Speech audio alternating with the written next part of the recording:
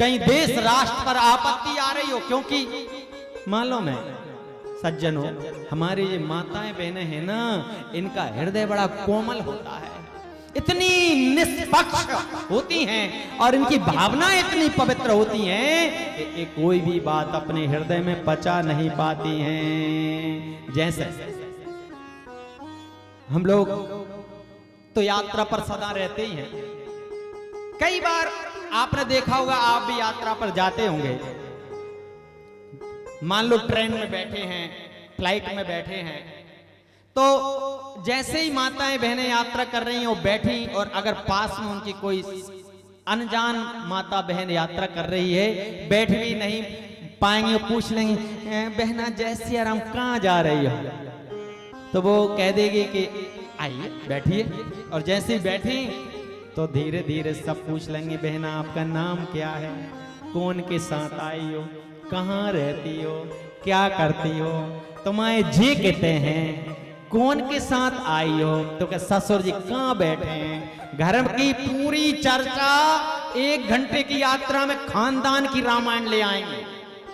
और हम लोग तो 8-8, 10-10 घंटे की यात्रा भी करते हैं, सामने वाले का पता भी नहीं पूछते हैं तुम्हारा नाम क्या है। पुरुष वर्ग की कहानी है ना। तो माताएं बहनें इतनी सरल हैं, इतनी सहज हैं, क्यों हैं? महाराज कर्ण जब मारे गए तो कुंती ने कहा कि अरे युधिष्ठिर, एक पिंडदान और कर दे तेरा भाई कर्ण का। भाई वो सूत पुत्र है, उसका नाम मत लेना। तो बोले कि वो तेरा भाई था, कुमारी अवस्था में भगवान सूर्य नारायण का मुझे प्रसाद मिला और मैंने गंगा में बहा दिया, गंगा में निषाद ने पकड़ा और वह उसका पुत्र कहलाया। वो तेरे बड़ा भाई था तेरा, एक पिंडदान और कर दे। आज धर्मराज बहुत रोए हैं, बोले मां जब जब भी मैंने कर्ण के पैर देखता था, मैं जब जब भी कर्ण के पैर देखता था तो मुझे ऐसा क्यों लगता था मेरी मां कुंती के जैसे पैर हैं, मुझे अपना लगता था वो। अरे मां तुम पहले बता देती कि कर्ण हमारा भाई है तो आज अर्जुन के हाथ वो मारा नहीं जाता। मां तू बड़ी निर्दयी है, तूने इतनी बड़ी बात छिपाई, मैं आज से श्राप देता हूं, कोई गंभीर बात कोई भी माता बहन अपने हृदय में नहीं छुपा पाएगी। मान लो पड़ोस में मोहल्ले में जमावट लगी हो बैठकों की, चाय चल रही हो टाइम पास की, अब उस बैठक में एक मैया किसी घर गई, क्या कर रही हो, उनका काम चल रहा है, आओ बहना और चाय पी लो।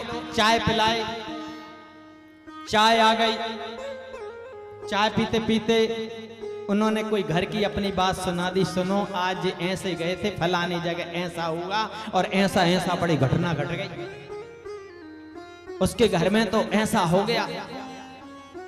आधे कप चाय रखी और बोली मैं आती हूं अभी बहना, बहुत काम है और कल आएंगे। बोले कि सुनो बहना ये बात किसी से मत कहियो, हमारे पति के बड़े मित्र हैं, वो दोस्त हैं, घर परिवार के संबंध हैं, एक भी जगह ये बात कही मत देना।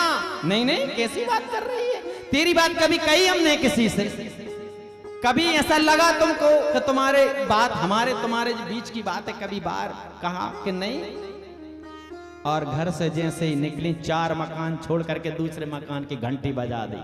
जैसे ही वो पहुंची आई, बोलेंगे चाय, अरे चाय नहीं तू पहले सुन, एक बात बड़ी मजे की है, और बैठ करके सारी बात सुना दी जो उसने कहा था। 1 से 2, 2 से 3, 3 से 4, 4 से 5 पूरे शहर में वो बात फैल गई।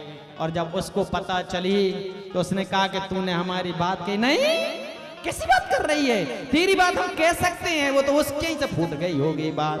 हमारी बहनें इतनी सरल और सहज हृदय की होती हैं, इसलिए देश राष्ट्र परिवार के हित में अगर कोई झगड़ा बन रहा हो इनसे कहने से, सिर्फ वो बात नहीं कहना चाहिए, बाकी सब कह दो भैया, नहीं तो समझ लो क्या होगा, है ना। इसलिए ऐसी कोई बात नहीं। लेकिन ये बात कब की थी?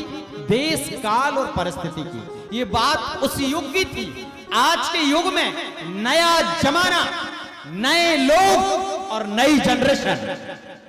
आज के समय में, पहले के समय में माताएं बहनें घर में बंधी हुई थीं, आज के समय में तो फ्लाइट उड़ा रही हैं, देश पर बंदूक, दुश्मनों का सर्वनाश कर रही हैं। तो वो बात अब नहीं है, अब तो सब बातें कहो भैया, गहरे से गहरी भी कहो, कोई बात नहीं है ना। नहीं तो ये कहो महाराज जी ऐसी बात कर गए, घर में लड़ाई पैदा कर गए।